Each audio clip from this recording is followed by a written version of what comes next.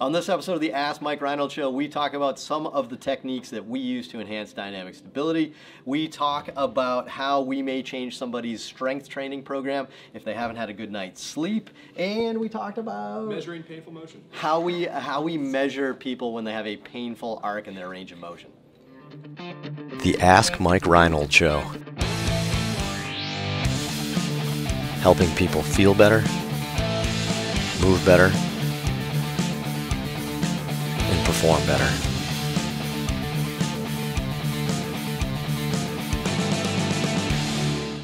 Welcome back, everybody, to the Ask Mike Reinold Show. We are up here at Champion PT and Performance up in Boston. LennyMacrina.com. Well, no, his name's Lenny Macrina. Put .com at the end. I'm terrible at the intro. Dave Tilley, ShiftMovementScience.com. Dan Pope, Fitness Pain Free. MikeScaduto.com as well. We'll just keep going with that. And we have our three. What do you want to be? The three what? Dan, you're joining. Musketeers, good. Three blind mice. I like Musketeers. Three blind mice. Three Stooges. It's Three Stooges though. That's derogatory. There is it, but blind mice. I think they need direction. You know, they're tough here. But Brooks Klein from UNLV, our senior clinical student right now. He's been bossing these two around. It's like 4 weeks senior. It's like unbelievable. He's got like 4 weeks more experience than these guys. Haley Brinkman from the University of North Dakota, and Matt Birkenstein, Matty B from the University of Utah. Utah and North Dakota. Two states that I forget exist every now and then. I saw someone in the coffee shop in Beverly from Brooksby Village. I'm throwing it out there. Okay. All right. All right. Dave's trying to make this a recurring theme. Just saying. Brooksby Village. Just, I do like Brooksby. Why don't we just call you Brooksby? Brooksby, take it away, buddy. Mary Kate from New Jersey. Mike and friends, what are some of your favorite exercises or manual therapy techniques for athletes who need to improve dynamic stability? Whoa. All right, so what are our favorite drills to enhance dynamic stability? That wasn't upper or lower specific. It's just in general? In general. Whew, who wants to start? It's a big one. Did you say not me? Yeah. Like, I'm out. I'll go with the bucket category first for exercise.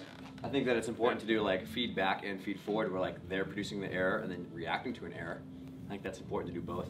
I like that, Dave. There you go. So Dave incorporates feedback and feed forward. Give us a couple examples. I don't know what that means. Give us a couple examples. Like jump core to turn to a stick is more like they know it's coming versus like reactive med ball catch and throw is like they have to react and get it back. I like that. So make sure you're adding both feedback and my feed neuro forward. professor in Springfield College, Regina Kaufman. That's a good one. Thank you, Regina.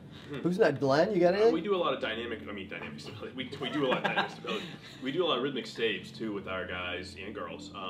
Whether the post-op early on, just don't let me move you in different positions and in safe positions, to doing full out bands or weights, and we're doing some manual resistance and get that rhythmic stabilization going on at different positions. Particularly at end range, when we know that they're going to be a little bit more challenged to try to stabilize, especially in baseball, which is what I see a lot of. It's not a baseball episode. I know, I'm going to make it a baseball episode, but that's what I see a lot of. So it comes down to, we see a lot of hypermobile athletes, so it can be CrossFit, gymnastics, whatever. They need stabilization at end range, so the rhythmic staves, to me, has been very helpful. So that's a good one. So alternating isometric contractions, try to like have them kind of like hold a position in space. I think that's good. It's good proprioceptive, some spatial awareness. What about you guys? You still want to skip, or no, you want to go now? Dan needed some ideas. Well, I didn't want to start just because you guys are like the kings of that. It's like I feel like you guys do a ton of that and you do really well. One of the things that we've tried to do, Dave and I, we've tried to develop kind of our own specific drills for the sports that we see more of. So gymnastics for Dave, and then also a lot of CrossFit gymnastics and Olympic weightlifting type stuff. So we'll do a lot of like bottoms up pressing, waiter's walk with stabilizations, multiple positions and Turkish get-ups, and a lot of stabilizations while they're doing those exercises too. So we just made it more specific. We took your kind of system and just try to adapt it to our athletes. Yeah, because we have a lot of specific drills we've come up for baseball that replicates like their motions and stuff like that. So it's the same concept. So Mike, anything you want to add? Like you stave the backswing of a golf. Yeah, exactly. Hold it right there. No, I think it's okay to get creative as long as the drills are safe, but they probably should be specific and should also progress over time. So like I know one way Dan progresses rhythmic staves is by adding a weight and then going a bottoms up kettlebell press. So I think it's similar to strength training where it needs to be progressed over time to start seeing increased benefits.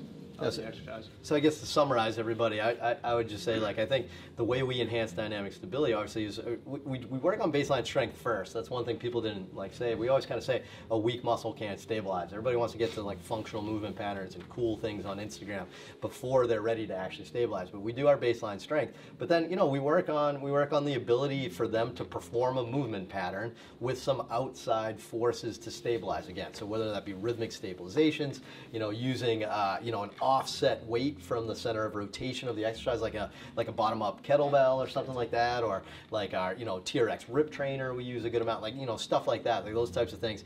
You know, I think it's about performing functional movement patterns, whatever that may be. It could just be elevation of your arm. It could be, you know, trying to get an overhead press position. It can be the backswing of a golf or a baseball throw, whatever it may be, and just having them perform that movement pattern, and they have to stabilize to be able to perform that with some outside forces. And oftentimes that's moving in one plane of motion, like for example, like the sagittal plane, but being able to stabilize in the other two planes. Right, so we focus on that a lot, right? So you know, putting all together, we do a bunch of like rhythmic stabilizations, perturbation-based training, where we're trying to get them to react to outside forces while they do a pattern, right? We do use feedback and feed forward loops like that, and then, you know, we try to progress them over time and use some functional movement patterns. So, you know, I think overall, you know, good answer putting us all together. So awesome, good. What's next, Haley? Rick from North Bay. When rehabbing an injury, when would it be wise to skip a strength day if the patient slept poorly? Ooh, where's North Bay? That's a good question. California. North Bay. It's north of the bay. Lots of. Anywhere you I wonder if there's multiple North Bays. There's a lot of bays out there. What's his name? Rick? Is it Rick? Yes. Rick Grimes from North Bay. Dan, you want to get this? Do you ever skip a session yourself personally because you got poor sleep, or if not, what do you do? And then what do you do with your patients, maybe? Oh, I think it really depends. You know, if it's a really important training day and you need to get some sort of stimulus, and you're not training enough throughout the course of the week, then you probably need to do it, maybe at a lower level. One of the things I do a lot for myself, and I try to educate my patients, is just keeping a training journal. So maybe not the most important in the initial stages of rehab, but once you start progressing along and you're getting to the point where maybe you have a very stressful day, you didn't sleep, there's a lot of things going on in your life, you've already had a really good training session earlier in the week, and maybe a little bit later in the week you say, you know what, maybe I'll take it off completely because I have a ton of things need to get done and I haven't slept and I'm feeling horrible. Or you just go at a much lower intensity and just get the workout done. I would say that I try not to skip workouts, you know, try as best as you can, try not to do that. But I understand that sometimes life gets in the way, and I would say if you're consistently missing workouts like that, maybe you just need to change your program to adapt better to what's going on in your life. Or just sleep better. Yeah. Jeepers, you know, you should look into that. But in my experience with professional sports, we tried to, like we had our maintenance programs that we wanted to get done. Like, so let's just say we wanted to do a certain program twice a week, right? But then we tried trying to time it, like based on workloads and potential, you know, fatigue and stuff like that, which I think you can say is the same thing as sleep. And ultimately, we'd end up like skipping every now and then or pushing back, and then you'd end up getting like maybe 6 out of 8 of your training sessions, and man, you just missed 25% of your stimulus that you said this person needs to maintain over the course of a season. So, you know, I think I agree with Dan. I think I would definitely do it. It's just maybe that's just not the day to, you know, to PR. But I mean, but that's okay. I mean, it's a roller coaster, right? Dave, anything else you'd have? Yeah, I think we go through this a lot with gymnastics. Dan and I with CrossFit athletes is like it's a long season, and there's a lot of times when they're like they don't know if they feel 100%. But I feel like it's really important to educate the athlete about how like they need to control the things they can, and then, you know, to a degree, like, you know, sleep is a huge part of it, like nutrition, hydration, like turning off your phone before you go to bed. Like, there's so many things that they probably aren't aware are affecting their ability to recover well for the next training session. And I find that maybe it's because I work with a lot of high school athletes that like usually that conversation is like a big eye opener for them, and they're like, oh yeah, maybe there's a lot more I could do before we say, okay, call it. So I'd be like, all right, today we're going to pull back, but like you need to correct these 3 or 4 things if you don't want to have this problem keep happening. Yeah, well said, right? I mean, if this happens once, like probably not a big deal. If this is a recurring theme, Yeah. you got to make some changes. Problem. So nice, Matty B. All right, Daniel from Texas. I have a question about measuring patients' shoulder range of motion when the patient is in a lot of pain with overhead motion. I have noticed that you can obtain sometimes 10 to 15 degrees of extra range of motion if you're willing to stretch a patient past the point where they are indicating they have a significant amount of pain. Where do you draw the line? Do you stop measuring when they are indicating a high level of pain, or do you try to obtain more in thereby improve them and thereby improve the numbers? Improve that. What's his name? Improve the numbers. Daniel from Texas. Daniel, that Pre or post study. sounds mean, man. We're trying to get more insurance visits. Is this before or after the study has started? We're trying to get more insurance visits. I like that. So you're trying to improve. I don't know. I mean, what's it come down to? You want a number, or do you actually want the patient to Cost like of you? benefit ratio. Put yourself in their position. Would you Yeah. want to be lying on the table? Shoulder yank. I see what you mean though. I know what he's trying to do. Like what number would you use and say? I mean, if you're having pain, I don't know if that's a good number, right? I mean, if it's a rotator cuff repair, I am not pushing through. If they're in a ton of pain, I am not pushing that's a through good that. point. You know, you don't want to tip. You got 150. Sometimes have him take a deep breath, and then on the count of 3, I really want you to. No, I think I know what you're getting at here. Look, it's not about the numbers. Like I actually envisioned you right there, somebody like in a bunch of pain, you pushing past, they're screaming, you get your number, and then you go around high-fiving all the other PTs. That you just got that number. 170, baby. That was what my imagination just did right there. So I think it comes down to, if you're documenting range of motion, in my perspective, you want to document real range of motion or functional, or I don't know what the right word is there.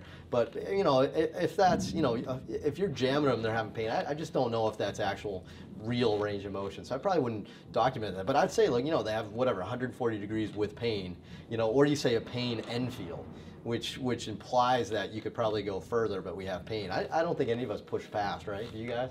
No. Now there's very rare times, right? Maybe you have an arthrofibrotic knee. Right, like somebody that's scarring up or something like that, and you actually do push them a little bit. I feel like earlier in my career we used to do that more, like knee replacement. We used to do that more, like where the people were like, they were like biting towels. I don't know. I think we've kind of realized that that's probably not the best way to get range of motion. I just feel like the research is emerging that like for tissue level stuff, but also like pain and empty end fields, like consistency is way more important than intensity. Like I feel like even with five duration 15-minute holds for knee extension and stuff like that, like the person consistently just doing it's going to be probably better in the long term than just like crushing them and having them be miserable for 2 days after. Absolutely. Nice. That's good. Was that 3? Man, time flies when you're having fun. Thanks, guys. That was fun. Well, thanks so much again, guys. Head to MikeReinold.com. Click on that podcast link. You can fill out the form to ask us questions. Anything you guys want to talk about, keep them coming. We got a bunch coming in every month, so keep them coming. We love it. Head to iTunes and Spotify, review, subscribe, rate us, all those fun things. And we'll see you guys on the next episode. Thanks again.